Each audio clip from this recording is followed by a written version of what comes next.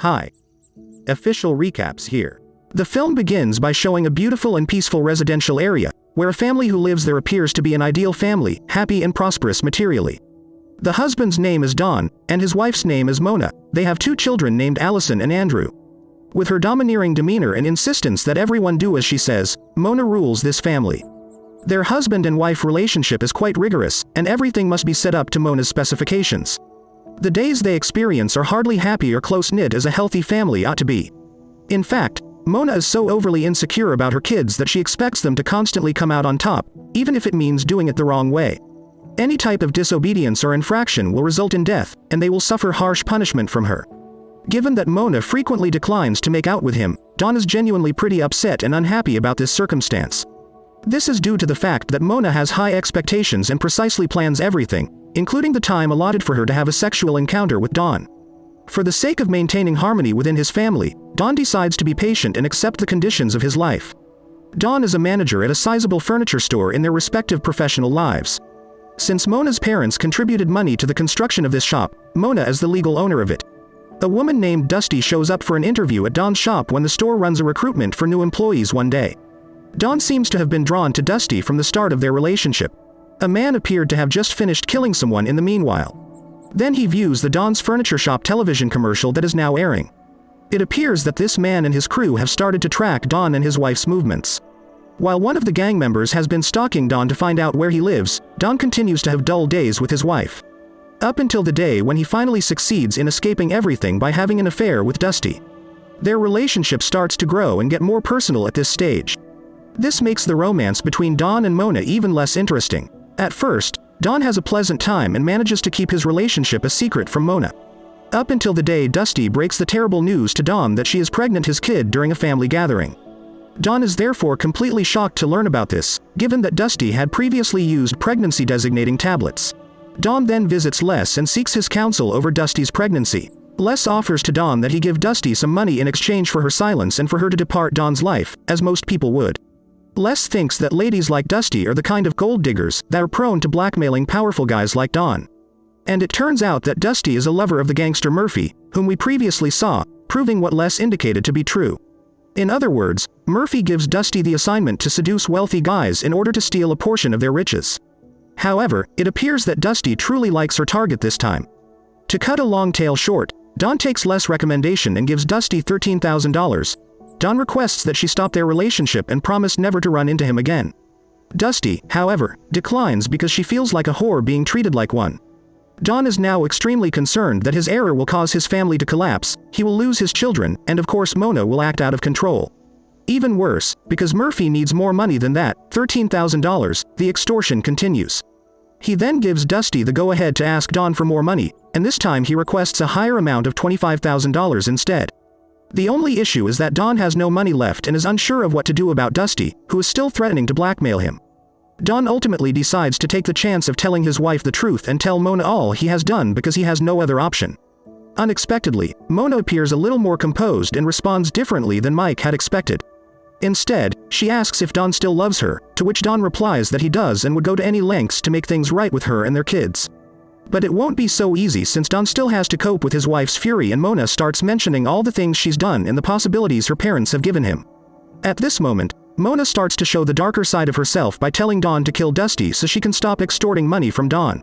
Anybody who dares to compromise the harmony of his family, according to Mona, would perish at her hands. Then Dusty phones Don to ask for the $20,000 in cash, which Mona instructs him to take. At this time, Mona offers Don 2 options. Either divorce, in which case he will lose his wife and children, or carry out her directive to kill Dusty. He is now considering how he may possibly have the heart to kill someone, but he is also concerned about losing his beloved family. The following day, Mona keeps pressuring her husband to carry out the murder before Dusty shows up at the workplace that evening to pick up the money. She has also prepared a powerful drug that will be used to kill Dusty. The fact that Dusty is terrified infuriates Mona as well, and she persuades him to confront the enemies of their family. Don, who is compelled to follow Mona's plan because he has no other choice, starts to consider how to initiate the action. Later on that day, Don greets Dusty by handing her a tainted drink as she arrives. Dusty begins to feel funny as she sips a glass of it and notices Don acting strangely. Soon after, Dusty discovers she has been drugged, and as the chemicals in her body begin to react, she falls. Then Mona shows up and instructs him to put Dusty in the trunk. When they get at their house, Don is still too terrified to take their next step. And when he discovers Dusty is still alive, he is astonished. However, Mona chuckles at this and instructs Don to get the hammer. Then Don hands Mona the hammer, but Mona tells Don to do it himself so he can fix his error. The terrified Don says that he is actually unable to do so. As a result, Mona instructs him to open the trunk and he agrees to let her. After that, Dusty's body is brought into their garage where Mona starts to dismember her own body. Don goes to the bathroom in an effort to escape what he is witnessing but ultimately gives in and throws up. But since Dusty has been away for several days and hasn't been heard from, Murphy is starting to get worried. The following day, Don sees Murphy chatting to his son outside and is terrified when he gets home from work. Murphy instructs Don to meet him at the location where he wants to learn Dusty's whereabouts, it turns out.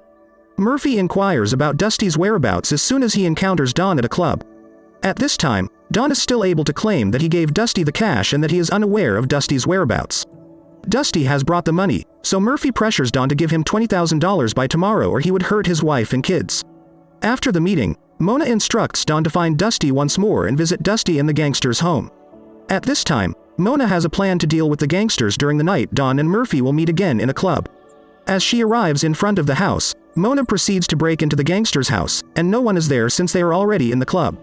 Mona then places something in the refrigerator, which turns out to be Dusty's body parts, including the part of her head that she had beheaded some time ago. Not long after, one of the gangsters came with a woman, and Mona quickly kills them with a kitchen knife she took from the house. Once Mona has left the house, the guy who is still alive calls Murphy and tells him about what happened at their house. Mona, on the other hand, takes the undercover phone and calls the police to report the disturbance coming from Murphy's house. As soon as Murphy hears this, he rushes to the house, where he is shocked to see all the chaos that had been done by Mona in his house. He also discovers the remains of Dusty's body, which Mona had placed in the refrigerator. At the same time, the police arrive and his man is shot to dead by them. But Murphy manages to sneak away to beneath the house through a secret door. The police visited Don's home the following day to inform him that his employee Dusty had passed away. The police claim to have caught the offender, but one of them is still missing. However, it is hardly the point. The point is that it was mentioned that Don had visited Dusty's lodge.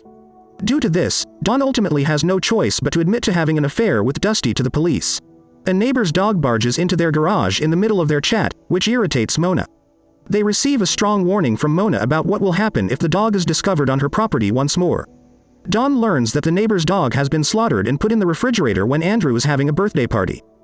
As can be seen, Allison is Mona's favorite child and receives greater treatment than Andrew. Don is saddened by the way his son is handled and fears that Allison may eventually start acting more and more like Mona.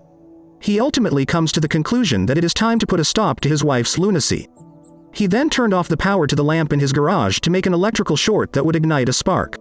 He opens the gas cylinder valve after doing some tests so that the gas can escape and fill the garage. After that, he instructs his wife to bring him some beef from the garage refrigerator while he checks the grill. Mona is moving toward the garage when Don suddenly exits and goes away, acting as if nothing is happening. A spark of electricity appears as Mona opens the lamp when she is in the garage. The garage, which had been packed with gas, explodes as a result of the spark, killing Mona. After everything is said and done, Don is now enjoying the gift his wife left for him while residing in a brand new home. The cops haven't located Murphy, the individual who previously fled the house, therefore the movie isn't ended yet. We can see that Murphy is following Don's car from behind, and the film ends during the credits with a sounds like Don has been shot twice by Murphy. If you enjoyed this video, hit the like button and subscribe for more videos like this.